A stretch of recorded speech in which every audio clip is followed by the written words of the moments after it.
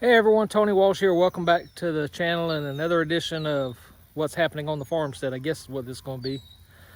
It is Saturday, June 21st. It's right at almost high noon. You can tell I am beat red. It is hot out here. Yes, I'm wearing a hat, but I'm under the shade right now, so I took the hat off where my head could cool off. It is, I think, 90 degrees. Don't know what the humidity is. Boy, it's hot. So what am I doing out here in the garden?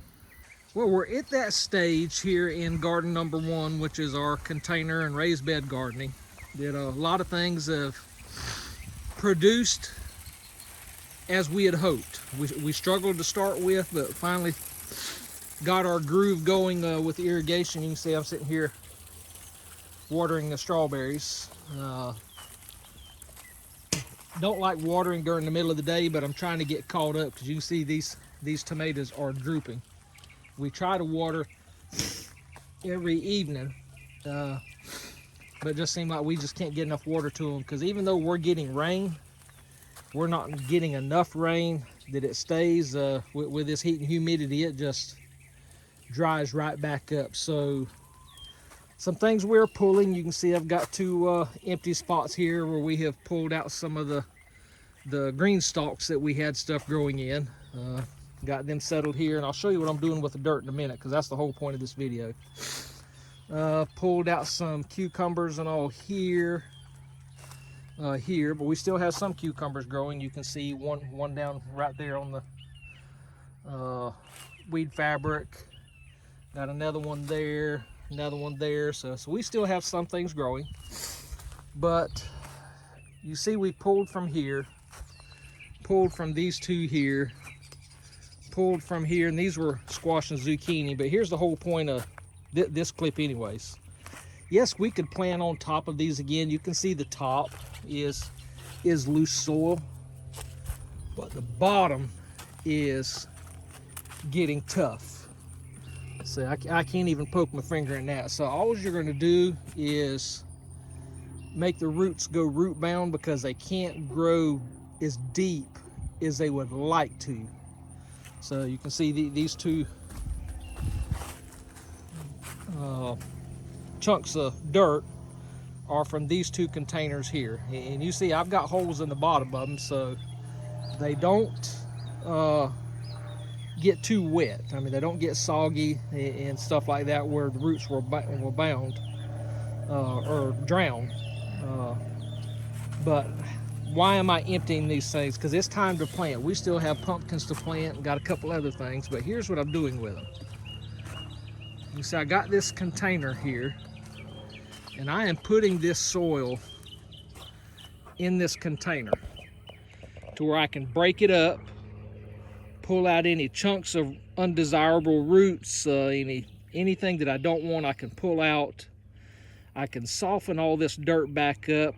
It's just like running a tiller, or if you're a farmer running a turn plow across it, you're just turning your dirt upside down to recondition it. So we will recondition this dirt, put it right back in them tubs, add fertilizer and stuff like that. Now in the winter time, or before next spring, I will do all this again, and I will actually soil sample or run soil samples on this dirt to see what I need to add. But this is what I'm doing right now with this dirt. Well, we're taking a break from the garden, and here I am out here obviously I'm in the backyard, and I am cooking tomatoes for spaghetti sauce. I know besides the tomatoes, it's got tomato paste, it has peppers, onions, parsley, sugar. I don't know what else, but I'll try and remember and leave the recipe down in the description. Well, I have showed you the sagging limbs on the pecan trees before, and it is because with all the rain we've been getting, even though it might be dry in the dirt, there's enough for at least these trees anyways. You can see a cluster of 4 there, and this is the first time I have ever seen a cluster with 1, 2, 3, 4, 5, 6, 7. That I have seen a cluster of 7 nuts before. So There's another 4 there. There are a lot of 2s, but several 3s and 4s, and then 1 7. So I'm happy. But the downside of that is more limbs that are falling and breaking. You can see we have had one break out of that tree before, so let me go see if I can get it pulled down. Well, you can see this limb is very easy for me to reach, and that thing has just broke right in half. Now, because of that, all the clusters have fallen off. So, well, not all of them, but there's a couple. Let me see right there, but most of them's had to fall off because it's not showing very many on here. So no reason for this limb to break unless it was loaded, but let's get it pulled down. So here's an update on the chicks. They're about a month and a half old now.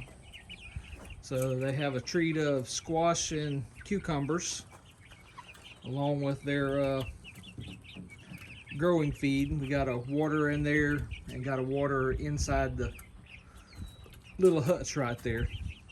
So that's the chicks. And while refreshing the dirt, I decided I'd go ahead and heal up our 1, 2, 3, 4 Idaho potatoes and 3 Yukon Golds. They are growing, but not growing well. Plus, we've also been battling caterpillars and worms of some sort that they have just been eating the leaves off of. You can see that one's got leaves, but you can see here where they really went after that stem. Really went after that stem over there. So at least we're trying to still grow potatoes. So we just pulled up 2 more cucumbers. And I told you in an earlier clip that I thought we'd pull them, so Jackie made the decision to pull them. So we could have some more dirt to refresh. And the reason we need, I told you why we're refreshing dirt. And I told you we were going to fill those containers back up. But I found 4 of these on Marketplace for $25 a piece. They're used, slightly used, but in very, very good shape. So couldn't pass that deal up. These tubs will be stuff that we're going to move around. This is going to be stuff that we make permanent. Things like the strawberries, or if we grow onions, we'll rotate the onions between these beds and some of the other ones up there. That way the onions aren't growing in the same beds every year, but they're growing in those raised beds. So, wow, Jackie said yesterday, she said, I think we've got enough raised beds. And I said, you want to bet? We'll see.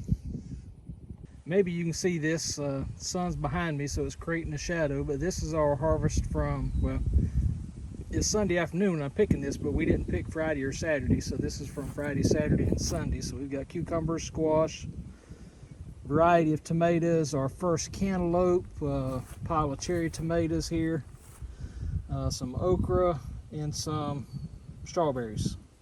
Well, John and I got the limb down. What we done is I grabbed one of those, he grabbed the other, and we just twisted it one way till we couldn't twist anymore, then twisted it the other way, and it finally snapped off. So you see that pile of limbs there is probably about 2 weeks old. So that's probably anywhere $50 to $100 worth of pecans that we'll never see to market.